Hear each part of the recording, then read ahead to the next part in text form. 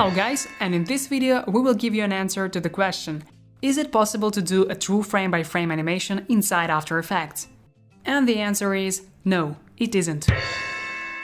And that could have been our shortest video lesson if After Effects didn't give you a possibility to animate path property. In fact, it's a transitional stage between the parameters animation we got used to and hand-drawn frame-by-frame animation. Well, path doesn't have attributes, and at the first glance it's impossible to get a direct access to each of its points, so that it seems that it's hard to work with it, but in fact it's not so. We will consider different techniques on the example of this running character, and you will see how useful path animation can be. Our character lacks some details, and we will animate them with path property. The first will be feet. Then we will find out how to animate parts of his clothes, and of course hair, which is also very important. Then we will consider how to create parenting to certain points of path with a new After Effects panel and what we can get out of it. By the way, if you have After Effects CC 2017 or older, we recommend to pause the video and update it to CC 2018, because path parenting function will work correctly only there. And closer to the end of the lesson, we will consider the most hardcore technique, animation using video reference. Path animation is a pretty powerful tool, even in such simple cases when you need to animate squash and stretch of a ball.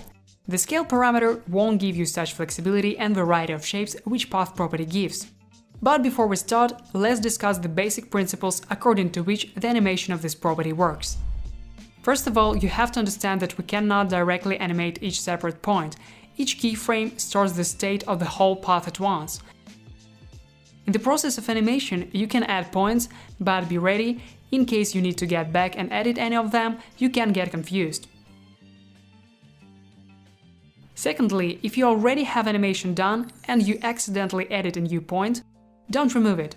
It's better to undo several last actions, because if you do it, this point will be removed from all other keyframes and that will ruin the shape. You should also remember that this is not a versatile tool and it won't morph any shapes in a natural way. For example, we have a house in the circle. These are two different shapes, strict and edgy versus smooth and round. And if you try to morph them only with the path property, you will get such ugly thing on the in-between frames and the morphing itself looks ridiculous. Unlike, for example, a rhomb and the plane, they have the same direction and both of them consist of straight lines, so the morphing looks much cleaner as well. And the most important thing that you have to remember, path points between the keyframes are animated automatically and they always follow a straight line trajectory, which is displayed by these red lines. No matter what shapes you animate, the motion path is always straight, so remember that because many beginners get trapped. For example, we have to animate this pendulum and we think that the point has to follow the arc, because it should know what we want, but in reality it doesn't. Points between the keyframes always move straight, and if you need an arc movement, you will have to create more than 2 keyframes.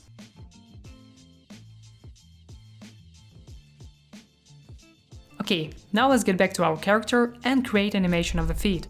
It is the easiest thing that we can start with. So I'm gonna unhide the foot layer, and this is how it looks. Now let's hide everything unnecessary and leave only things which we are going to work with right now. For this purpose, let's find the leg, its lower controller, with the help of which we will check our trajectory, and the foot itself. And hide all the rest for now. Well, why feet animation is the easiest? First of all, because their moves are always very predictable. From our life experience, we know all the positions of the foot, and despite the walking type, the feet positions are pretty much typical. Secondly, we will parent the foot to the controller, so that we won't have to create the keyframes on each frame. It will be enough just to add couple transitional keyframes. And if we stop only on parenting, we will get the following result. Lazy motion designers usually slightly adjust the movement of the feet with the help of rotation property, but that's not enough for us. In this given case, to make it look more interesting, we will try to make feet as flexible as possible, almost rubber. So let's start with the main poses. I will completely hide all other layers just for clarity. In our case, the foot follows this trajectory. It can be nominally divided into 4 parts. The first part is the contact pose, when we rise up the toe cap and stretch the heel forward to touch the ground. On the third stage, we rise the foot from the ground again and move it backwards. On the fourth stage is passing pose, but already of this leg. Here we will change the direction of the foot. While the foot is on the ground, let's add the guide that will help us not to go lower the ground. and I'm gonna edit the foot shape like this. Okay, let's start from the very beginning, from the contact pose. Go to the first frame, and I want the character not only to step on the ground, but also make a slap with his foot.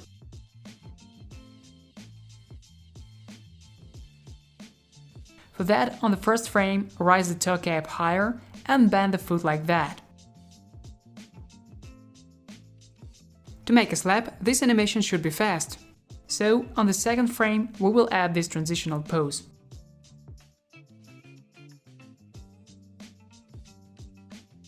And on the third, the foot will already stand on the ground.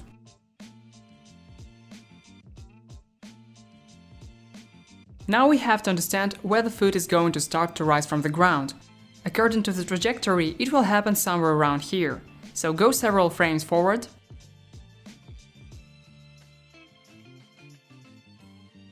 And starting from this frame, we have to make several poses where the toe cap is still touching the ground, but the heel is already going up.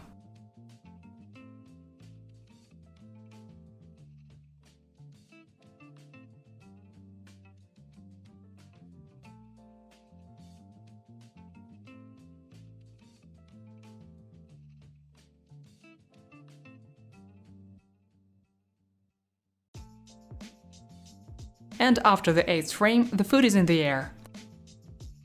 Let's move further and make the follow-through movement of the foot, like this.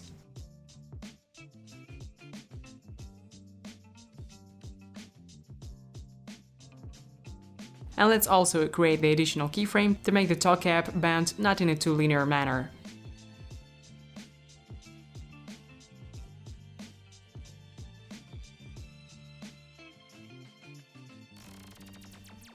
Now move further, and here the foot has to be bent in the opposite direction.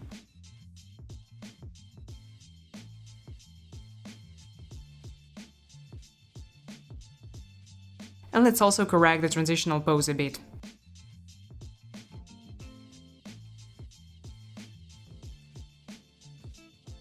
Further on the timeline, we have pretty much a free space, so just copy the first keyframe and paste it in the end of the timeline.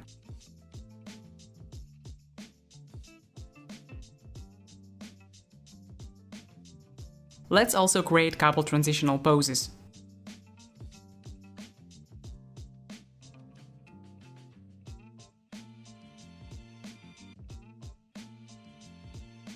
Everything is ready, we've got such foot animation, now we have only one minor mistake to correct. Just look, when the foot is on the ground, it goes lower. It's not much noticeable, but it's not a good idea to leave such things, so let's correct it and add a couple of keyframes.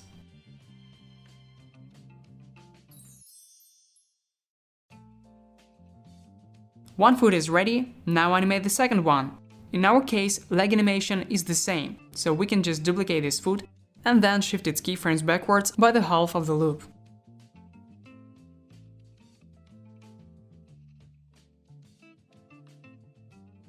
Let's find controller of the second leg.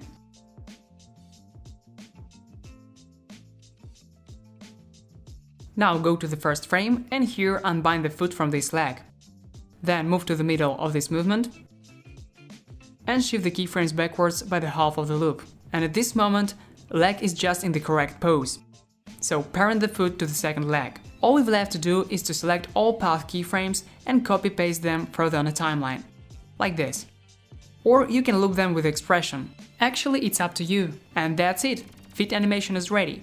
Oh, the layer is shifted down a little, so let's move it for several pixels.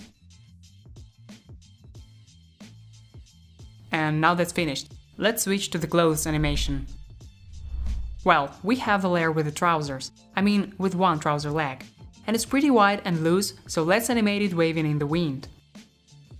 Animation of big parts of fabric sometimes can be hard, but in our case, when we have to do something relatively small and parent it to the object, it's enough just to understand the basic principles of clothes behavior. Let me show you on a small example.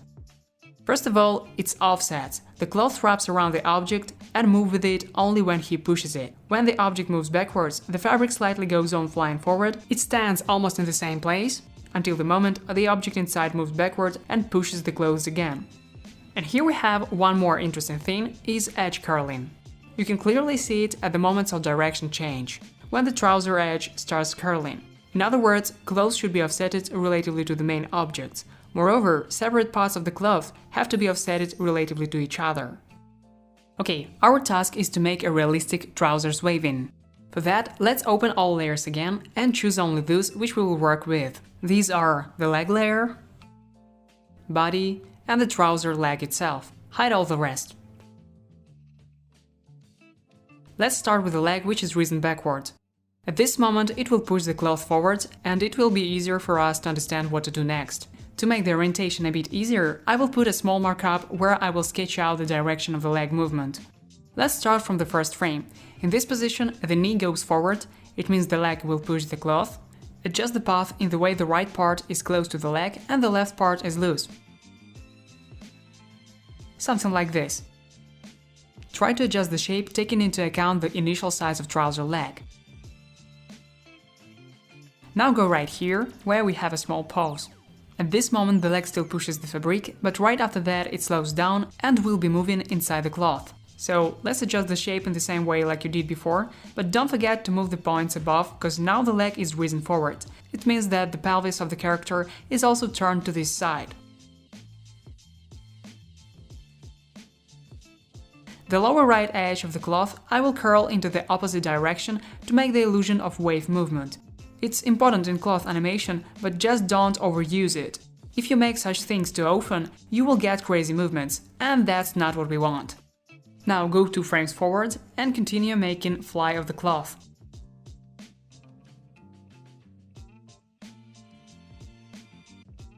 Now it doesn't have to be so close to the leg. And by the way, you have to control the shape of the buttocks. The leg is risen forward, and that means that the clothes in this part start taking the shape of the body. So adjust the shape approximately like this.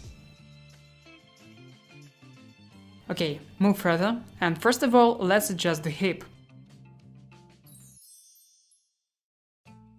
Here the leg is about to start moving backwards. That means that the cloth has to be in its highest position. So let's make shift upwards like this. And please don't forget to control the length of the cloth. Refer it to the position of the knee. And 2 frames further, we will adjust the path a little bit to make the right part continue moving upwards and the left part start following the leg. And from this moment, here we will have to start the movement in the opposite direction. So go right here. Let's move everything here and adjust the upper point, taking into account that the hip is going back.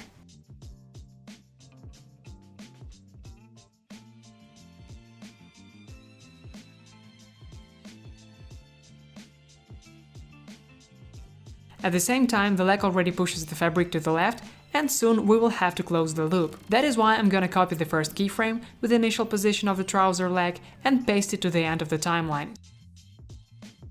And here, by the way, is another slight pose begins before the leg starts pushing the cloth forward, so you can use the cloth shape we initially have in illustration.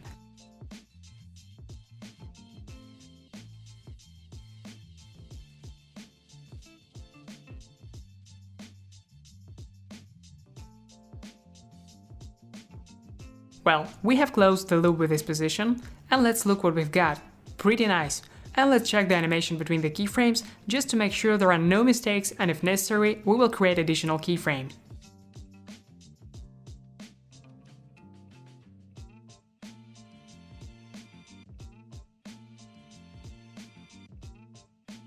That's it. We have one leg, now duplicate it, and repeat the same things we did to the feet.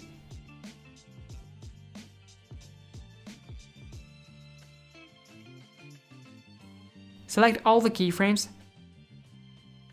shift them back for the half of the loop, now select all of them, and copy-paste them here.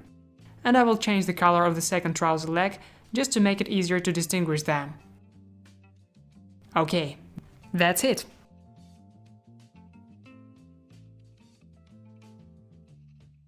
And the only thing left to animate before we say we finished, it is hair.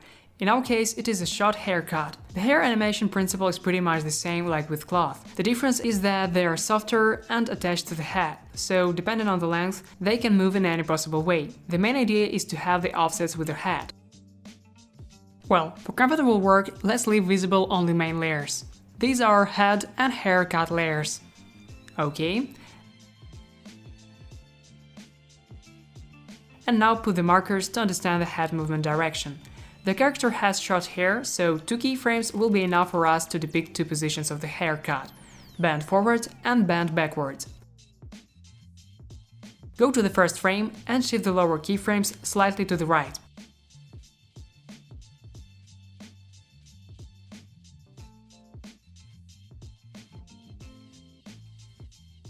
Now let's create the second keyframe under the next marker. In advance, I saved one keyframe with original haircut from the illustration and will paste it right here. I did this not to lose the initial shape in the process of animation. We will remove this keyframe after all positions are ready.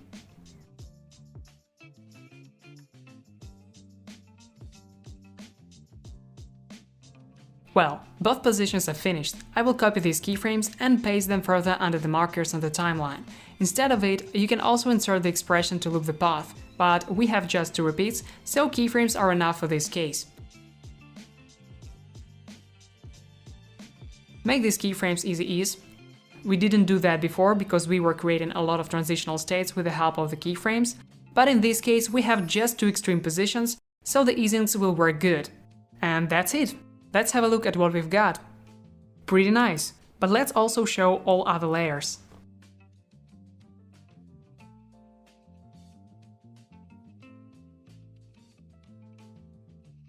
Okay, pretty much it, but let's also make a little offset.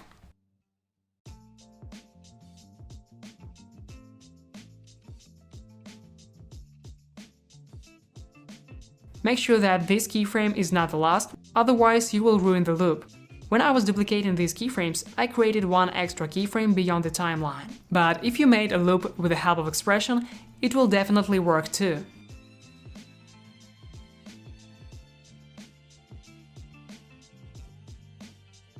Like you might have already understood, path animation can be quite time-consuming, and we can't avoid it if we work with complex shapes like hair or clothes, which are not easy to describe with the help of parameters. But if we work with simple characters, or if we have to parent object to the path, the new panel Create Nulls from Path will help us. That is how this panel looks. Earlier in the lesson we told you that we cannot directly interact with each path point, and it's true. But starting with After Effects CC 2018, a possibility to parent to the path points with the help of expressions, and this panel appeared. It has only 3 buttons, and their names speak for themselves. The first button allows to parent the shape points to null objects, the second vice versa, to parent the null objects to the path points, and the third creates null which can move along the path, like trim path. It works in a simple way: select the path property, not the group, but the property with the clock's icon, and press the necessary button. For example, the first one, to parent all the points to nulls. The script will create a big number of nulls, and if you move any of them, the path will move together with it.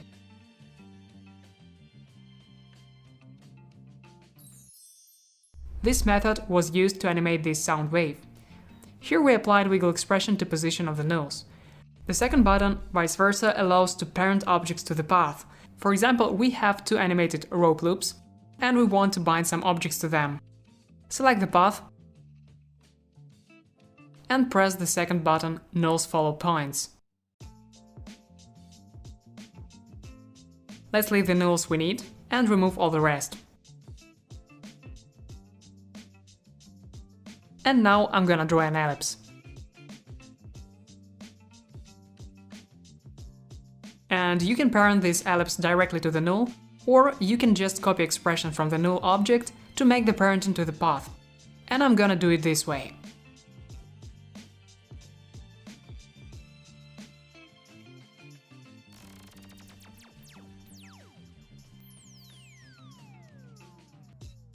And that's it! We made the layer follow path point. Now you can remove the nulls. And the last one, the third button, will be useful when you need to animate arrows or map pointers. So let's press it. One null appeared, and it already has animated position property. By the way, it's also important that besides position property, the animation is also on rotation property. And if you don't need it, just remove the expression from this property. Well, let's remove these keyframes and parent the progress parameter to the end parameter of trim path. it will bind null to our trim path, and all we have to do is draw a small arrow and parent it to the null object.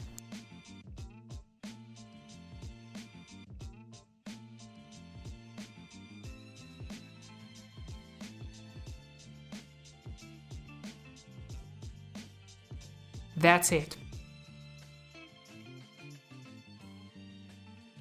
Now let's consider how to apply it to character animation. For example, we have this goat and we need to create these cute jumps. It's not the hardest task, but the parenting to the path can ease in life and save a lot of time. Let's begin. So the first thing we're gonna animate is the body. With the help of the path property, animate the curves of the body to make the jumps look more interesting.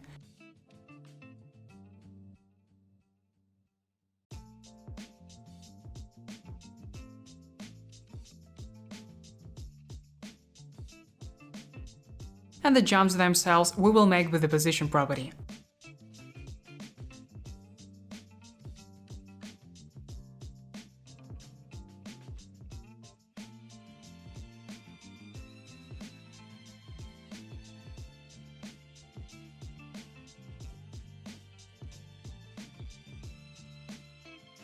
Adjust the speed graphs like this.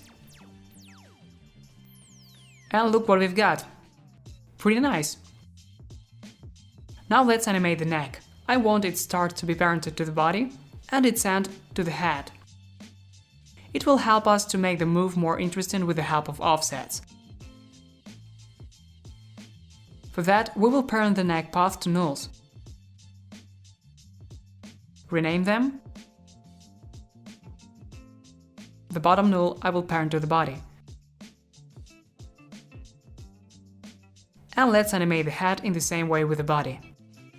Use position.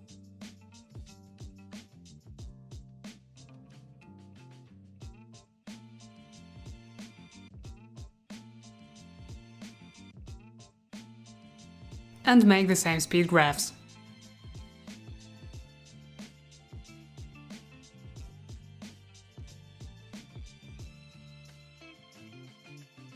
Now parent the second null to the head.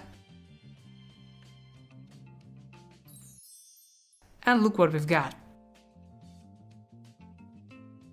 That's pretty much it, but because of the wrong offsets, the animation looks ridiculous, so let's fix it. I will apply loop out expression to the head position to make any offset we want. For example, like this. The base is ready, so just add the rest of the tails. Let's add the tail, parent it to the body, and make it curved with the help of CC Bend It effect.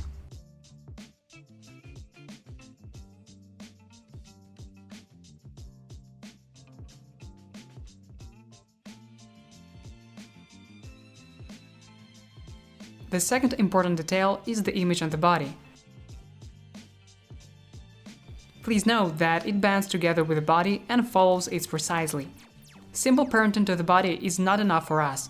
We have to make it look like the body and the image are one object. To reach this effect, you can use band effect and rotation, but it will be much smarter to use puppet pin tool, and then parent its pins to the body path. So let's do it. Choose the path property of the body, and parent couple null objects to the start and to the end of the body. Now with the help of trace path button, create one more null which we will place right in the center of our path. For this purpose, remove animation from the progress parameter and set it to 50%. OK. Now choose the layer with the image and take the puppet pin tool. Pay attention that I have the image in pre-compose and this layer itself is not parented to the body. That's needed for correct work of puppet pin tool. Create the 3 pins at the start, in the middle, and at the end. Now just parent these pins to those 3 null objects.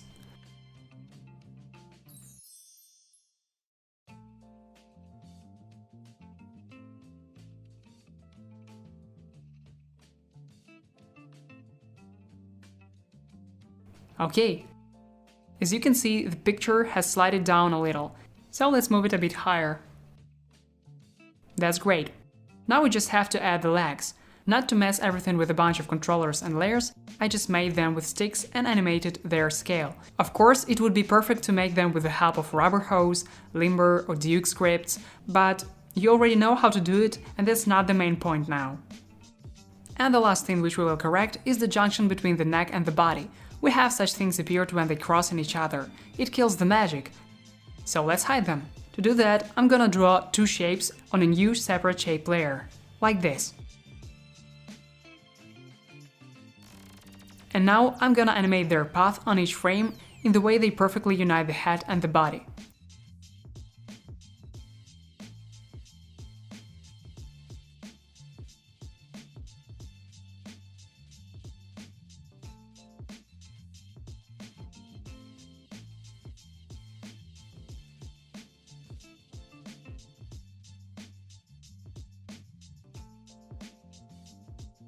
That's it!